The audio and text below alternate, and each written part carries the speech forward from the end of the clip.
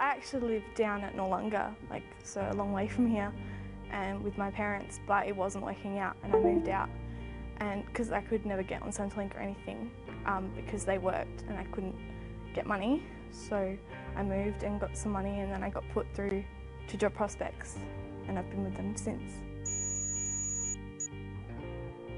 It's gotten to the point where it's a bit depressing not having a job yet, and yeah, my partner struggled to find work and then he got a job and I was happy for him, but then at the same time I was like, I really want a job as well.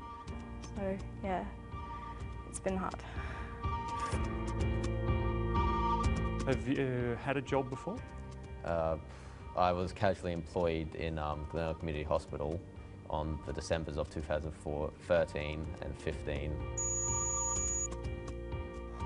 As soon as I finished school, I pretty much immediately just started looking for work in anything I could find, really.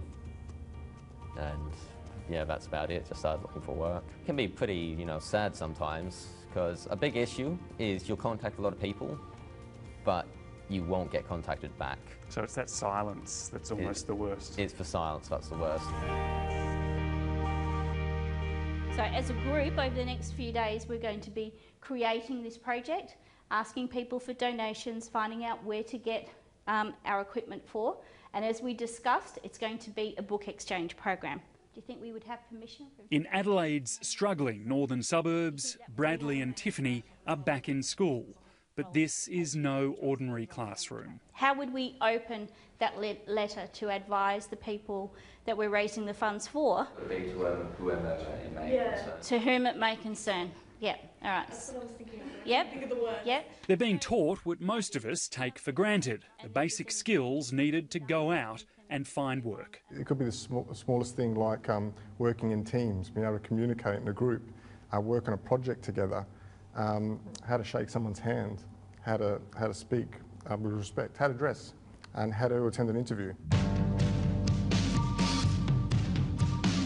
Somewhere along the line, the system has failed thousands of Australians like Bradley and Tiffany. They say they want to work, but many have never had so much as a paper run after school before. What stopped you from getting a job then? Issues at home. There was lots of fighting and I was pretty depressed and I just didn't have the motivation to look for work. So, yeah. Something that goes down 2-3 generations, so they just it's just a norm for them to be like that. It's a normal thing. They wouldn't know what it meant, what working means and what it means to be part of the working class. On the other side, employers are frustrated too. They need workers, but those who apply simply don't cut it. It's the ability to be able to interact, that human interaction that's needed, to be able to have rapport and to listen to a customer's needs, to be able to take an order correctly, to be able to deal with a problem when it arises, to be able to know how to deal with an argumentative customer or someone who has a different language background. There's a whole range of factors there that even the most basic of food and beverage attendants need to be able to manage and deal with in a straight-out cafe, restaurant or hotel pub environment. For a decade, youth unemployment has been steadily rising. It's now around 13%, more than double the national average. 2 years ago, the government ploughed $330 million into its youth employment strategy.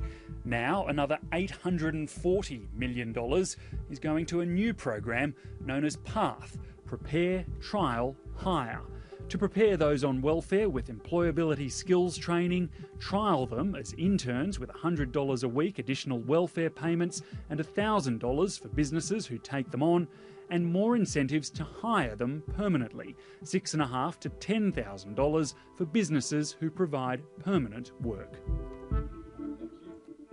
This is a very unique program in that it responds directly to the gaps that both employers and the youth whom we want to get off welfare and into a job had identified. So we've got to put a contingency plan into place if it is raining. So where does that fall? That would probably fall to the team leader again, wouldn't it? Mm-hmm. It's early days, but the first stage, Prepare, is showing positive signs. You didn't see them on day one, but they were too scared to be here. They sat outside of the room because they didn't want to be around people. They didn't want to share a table with somebody because they felt an intimidation or an anxiety about it. And now they're coming in here being interviewed with a camera in front of them. That's amazing, after 3 days. We think this is a bad program. But it's the other elements of the program, the trial and hire incentives, that are causing controversy. Unions fear the program will open the door to an underclass of workers who'll miss out on basic pay and conditions and end up replacing other, more qualified workers. It's going to lock people out of those good minimum wage jobs that a lot of people rely on, because an employer would rather get paid $1,000 for taking a jobs path participant for free than paying a minimum wage employee.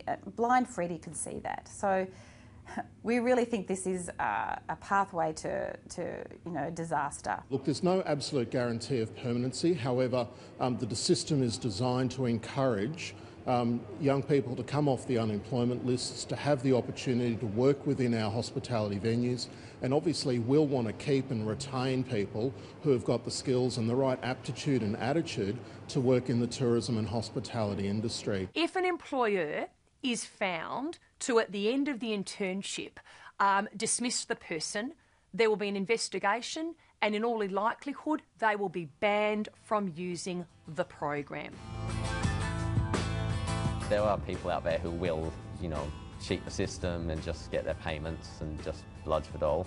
But a lot of people are trying very hard. I'm just looking for someone to give me a go because I'm hardworking. It's just hard when you don't have the experience in your resume.